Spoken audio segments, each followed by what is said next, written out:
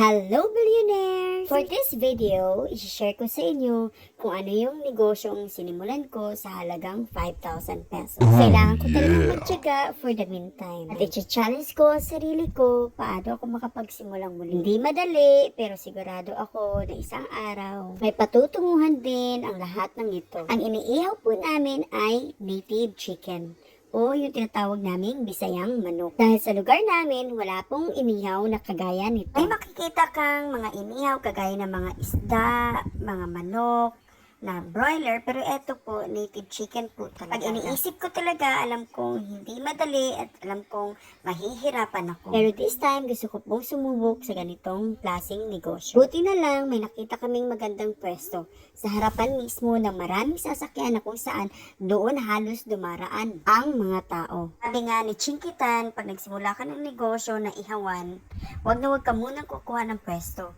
Dahil ipapatikim mo muna yung lasa mo sa mga customer mo.